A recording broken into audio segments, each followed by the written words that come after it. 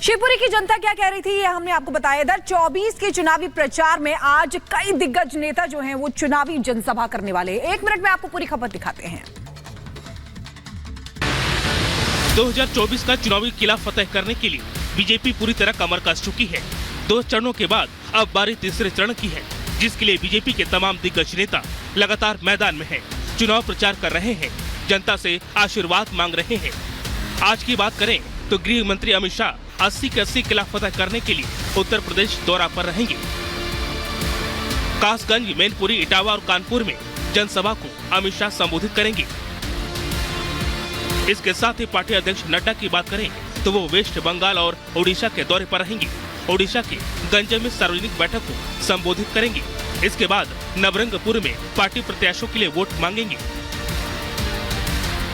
उत्तर प्रदेश के मुख्यमंत्री योगी आदित्यनाथ भी लगातार चुनावी सभाओं को संबोधित कर रहे हैं। सीएम योगी आज यूपी के बरेली, बदायूं और एटा में रैली करेंगे। जनता से वोट की अपील के साथ प्रत्याशियों के लिए जीत का आशीर्वाद मांगेंगे। Bureau report, Republic Bharat.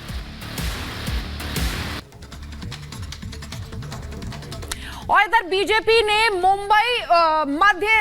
Mumbai उत्तर मध्य सीट से पूनम महाजन का टिकट काटकर उज्जवल निकम को दिया है। 1 मिनट में आपको पूरी खबर दिखाते हैं। लोकसभा चुनाव में बीजेपी ने एक एक कर कई दिग्गजों का टिकट काटकर नए चेहरे को जगह दी है। अब इस लिस्ट में मुंबई उत्तर मध्य सीट से सांसद पूनम महाजन का नाम भी शामिल हो गया है। बीजेपी ने पूनम महाजन का टिकट काटकर वरिष्ठ वकील उज्जवल निकम को प्रत्याशी बनाया है। बीजेपी से टिकट मिलने पर उज्जवल निकम ने पार्टी का आभार जताया है। उन्होंने कहा कि बीजेपी ने मुझे ये बड़ी जिम्मेदारी दी है, ये मेरी दूसरी इनिंग की शुरुआत है। मैं बहुत खुश हूँ क्योंकि एक बहुत मेरे पर जिम्मेदारी है। Second inning of my life है, क्योंकि आज तक तो मैं कोर्ट ऑफ लॉ में प्रैक्टिस करता था। आज मैं से टेम्पल ऑफ डेमोक्रेसी में मौका मुझे मिलेगा, ऐसी मेरी उम्मीद है। उज्जवल निकम 26/11 मुंबई हमले में शामिल आतंकी अजमल कसाब को फांसी दिलाने वाले वकील हैं। यही वजह है कि बीजेपी ने उन्हें टिकट देकर राजनीति में नई पारी की शुरुआत करा दी है। अब उज्जवल निकम मुंबई उत्तर मध्य सीट जीतकर बीजेपी के खाते में डाल पाएंगे, ये तो 4 जून को ही साफ हो पाएगा। Bureau report, Republic Bharat.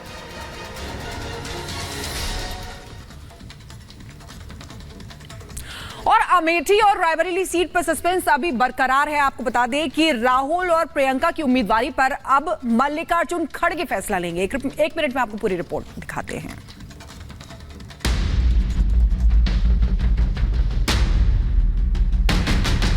चौबीस के रण में अब तीसरे चरण की बारी है, लेकिन इससे पहले सियासी रण दिलचस्प होते जा रहा है। खबर है कि राहुल गांधी अमेठी और प्रियंका गांधी रायबरेली सीट से चुनाव लड़ सकती हैं। सूत्रों के मुताबिक कांग्रेस सीसी की बैठक में यह प्रस्ताव दिया गया। हालांकि आखिरी फैसला कांग्रेस अध्यक्ष मल्लिकार्जुन खड़गे को करना है। सीसी की बैठक में कांग्रेस नेता केसी वेणुगोपाल, प्रताप सिंह बाजवा और अमरिंदर सिंह राजा वड़िंग समेत कई दिग्गज शामिल थे। दावा किया जा रहा है कि जल्द ही बैठक कर अमेठी और रायबरेली पर कांग्रेस उम्मीदवार का ऐलान कर सकती है। रायबरेली से प्रियंका का नाम तय किए जाने की उम्मीद है। सोनिया गांधी के चुनावी राजनीति से अलग रहने के ऐलान के बाद रायबरेली में भी अब तक सस्पेंस बना हुआ है। हालांकि राहुल के अमेठी रिटर्न्स को लेकर अब ये सवाल भी उठने लगा है कि क्या वायनाड में राहुल को हार का डर सता रहा है, इसलिए वो 2 नाव पर सवार होने जा रहे हैं। Bureau report, Republic Bharat.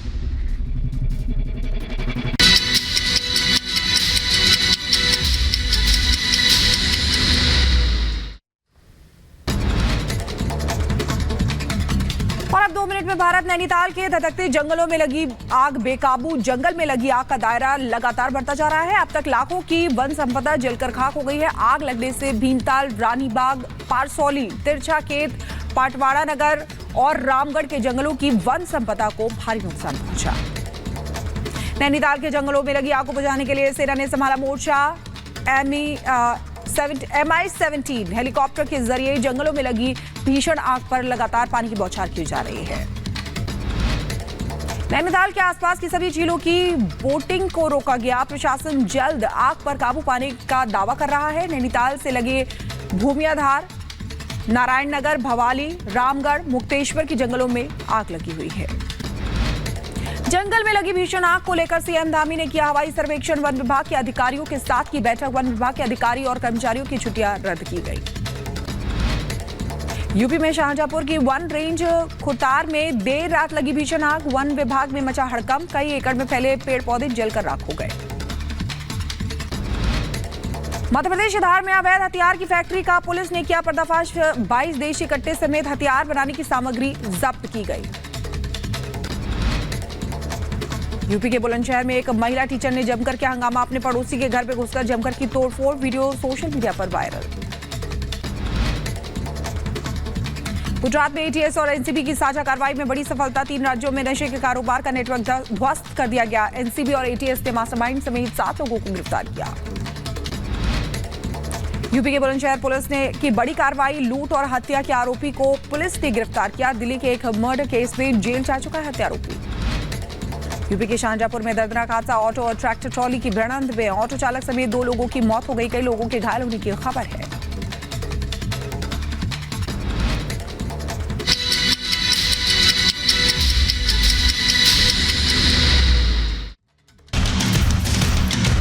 जो मिल ना रही हो, आप गेहूं ले लो, कुट्टी ले लो, प्रधानमंत्री जोन सी भी चीज, आयुष्मान कार्ड ले लो। मैडम अपन गिनाते गिनाते बहुत दिन हो जाएंगे। अपन इतनी स्कीम चल रही है और गरीब परिवार चल। मैडम एक घर में देखो ऐसे एक बाप, 2 बेटे, 2 बहू, 1 मम्मी, तो 6 ने 3 ने तो लाडली बहना के 12,500 मिल रहा है और 3 ने भी नहीं 2-2 हजार मिल रहा है। तो मैडम करीबन 8,000-9,000 रुपये महीना एक घर में रुपया आ रहा है। भारतीय जनता पार्टी की जो स्कीम है, मैं लाभ तो हर एक को मिल ही रहा है मैडम। बाकी मेरा यूथ का मुद्दा जो है, राम मंदिर, धारा 370 और मोदी जी जिस प्रकार से देश को चला रहे हैं, तो यूथ पूरा मोदी जी के साथ है। लेकिन कांग्रेस पार्टी मल्लिकार्जुन खड़गे कह रहे हैं 370 का एमपी, राजस्थान, उत्तर प्रदेश में क्या काम है, 370 का काम कश्मीर में है, वहाँ बात बता देता हूँ। 370 देश का मुद्दा है, ना कि किसी प्रदेश का। प्रदेश तो सभी देश में आते हैं ना, सभी मेन देश का मुद्दा है। मैं मध्य प्रदेश में रहता हूँ, तो क्या मैं देश को नहीं देखूंगा? देश पहले है मेरे लिए, तो मैं तो देश के लिए 370 देखूंगा ना। प्रदेश नहीं है मैडम, प्रदेश तो देश में ही आते हैं ना। मेन देश है हमारे लिए, तो देश को बोलेंगे हम। तो ये यूथ का मुद्दा है। आप लोग भाई साहब बताइएगा, क्या लग रहा है कि महाराज जी मतलब इस बार कितने मतों से जीतेंगे? क्या लग रहा है? महाराज कम से कम 3 और 4 लाख मतों से जीतेंगे मैम, क्योंकि जो काम किए भारतीय जनता पार्टी ने, कांग्रेस ने 70 साल में काम नहीं किए, वो हमारी भारतीय जनता पार्टी की सरकार ने 10 साल में काम किए। इतने रिकॉर्ड तोड़ काम किए, गरीब से लेके किसान, मजदूर, सबको बिल्कुल जो भी लाभ है उनको मिले हैं। मध्य प्रदेश की इस बेहद हाई प्रोफाइल गुना लोकसभा सीट को सिंधिया राज परिवार का गढ़ माना जाता रहा है, लेकिन 2014 का चुनाव 1,20,792 वोटों से जीतने वाले कांग्रेस प्रत्याशी ज्योतिरादित्य सिंधिया को 2019 में बीजेपी प्रत्याशी डॉक्टर केपी यादव ने 1,25,549 वोटों से हरा दिया था। 14 बार लगातार अजय रहने वाले सिंधिया परिवार के किसी प्रत्याशी की गुना शिवपुरी में यह पहली हार थी। दरअसल बीजेपी के टिकट पर चुनाव जीतने वाले केपी यादव पहले कांग्रेस में ही थे और ज्योतिरादित्य सिंधिया के खास लोगों में शुमार थे। आप लोग बताइएगा, क्या लग रहा है? आपके महाराज यहाँ पहुँच रहे हैं, दौरे कर रहे हैं, आप लोग के बीच में आ रहे हैं, कौन जीतेगा इस बार? महाराज जीतेंगे। काहे जीतेंगे? क्योंकि बीजेपी ने सब कुछ गरीबों को कुटीरें, प्रधानमंत्री आवास, लाडली बहना, वो बहुत सारी योजनाएं चलाई है, इसलिए जीतेंगे। क्या मुद्दा है भैया आपका? क्या सोच के जाएंगे वोट करने के लिए? वोट करके सोच के जाएं। भारतीय जनता पार्टी ने हमको सब कुछ दिया है, जो कांग्रेस पार्टी थी पहले उसने कुछ भी नहीं दिया। आजकल मेरे घर में ही बता रहा हूँ 3 लाख रुपए साल के भारतीय जनता पार्टी दे रही है। किसान सम्मान निधि है, लाडली बहन योजना है, ये मुझे सब कुछ मिला है। और इतने में ही मेरे को और मेरे भाई को कुटी भी आई है। हाँ, आप लाभार्थी भी हैं? हाँ। क्या लग रहा है सर, क्या महाराज जीतेंगे या फिर कांग्रेस पार्टी ने जो दाव खेला है इस बार फिर से एक यादव कैंडिडेट को उतारा है जो कि पहले बीजेपी में ही थे, क्या लग रहा है? आपकी महाराज दोबारा जीतेंगे और बहुत अच्छे वोटों जीतेंगे, क्योंकि महाराज का जो काम करने का तरीका है ना, वो कोई और नेताओं में नहीं है। युवा है, अच्छे जोश है उनमें, जनता के बीच में आते हैं, जनता की योजनाओं को गिनाते हैं। और मेरे मामा के लड़के को उनने फ्री में इलाज कराया दिल्ली में, आज वो बहुत अच्छा है और महाराज ने बहुत अच्छे तरीके से उसको हॉस्पिटल में भर्ती करवाया था। मेरे मामा जी के लड़के को मैं दिल्ली ले गया था तो महाराज ने सब काम छोड़ के उसको एडमिट करवाया था और आज वो अच्छा है। गुना लोकसभा सीट में 8 विधानसभा क्षेत्र गुना, बमोरी, शिवपुरी, कोलारस, पिछौर, चंदेरी, मुंगावली और अशोकनगर आते हैं। 8 विधानसभा सीटों में से 6 पर बीजेपी का कब्जा है तो 2 पर कांग्रेस ने विधानसभा चुनाव जीता है। आप लोग जरा बताइएगा क्या माहौल लग रहा है भैया, कौन जीतेगा? अब की बार महाराज जीतना चाहिए। और विकास की बात करें तो विकास तो उन्होंने ऐसे किए हैं जो सभी यहाँ के स्थानीय सभी लोग जानते हैं, बहुत अच्छा काम किया है विकास के दौर में। ज्योतिरादित्य सिंधिया को लेकर इस बार कांग्रेस ने भी घेरेबंदी की है। कांग्रेस ने गुना सीट पर राव यादवेंद्र सिंह यादव को उतारा है। यादवेंद्र सिंह का नाता मुंगावली के उस परिवार से है जो सिंधिया का परंपरागत प्रतिद्वंदी रहा है। तो विकास की बात करती हुई यहाँ की जनता दिखाई दे रही है। जनता कह रही है कि महाराज जो है वो लगातार लोगों की मदद करते हुए नजर आए हैं और इसी के साथ में उनका ये भी साफ तौर पर कहना है कि इस बार जो है इस बार सीधे तौर पर जीत ज्योतिरादित्य सिंधिया की होने वाली है। ये दावा किया जा रहा है यहाँ की जनता की तरफ से और कई लाख मतों का अंतर भी देखने को मिलेगा, ये यहाँ के लोग कह रहे हैं। विजय संजय के साथ सृष्टि पांडे, रिपब्लिक भारत।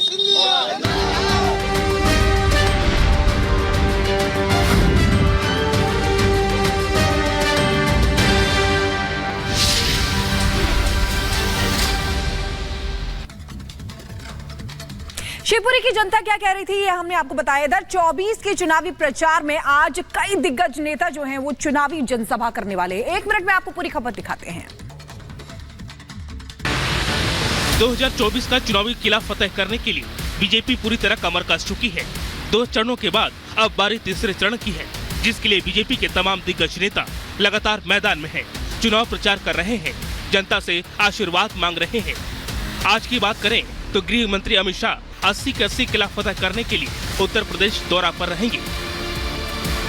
कासगंज, मैनपुरी, इटावा और कानपुर में जनसभा को अमित शाह संबोधित करेंगे। इसके साथ ही पार्टी अध्यक्ष नड्डा की बात करें तो वो वेस्ट बंगाल और ओडिशा के दौरे पर रहेंगे।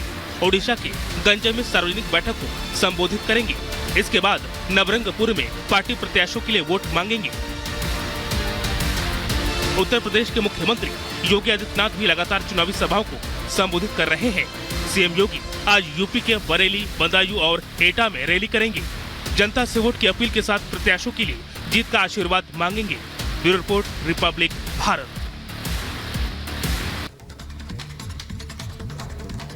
और इधर बीजेपी ने मुंबई उत्तर मध्य सीट से पूनम महाजन का टिकट काटकर उज्जवल निकम को दिया है। 1 मिनट में आपको पूरी खबर दिखाते हैं। लोकसभा चुनाव में बीजेपी ने एक कर कई दिग्गजों का टिकट काटकर नए चेहरे को जगह दी है। अब इस लिस्ट में मुंबई उत्तर मध्य सीट से सांसद पूनम महाजन का नाम भी शामिल हो गया है। बीजेपी ने पूनम महाजन का टिकट काटकर वरिष्ठ वकील उज्जवल निकम को प्रत्याशी बनाया है।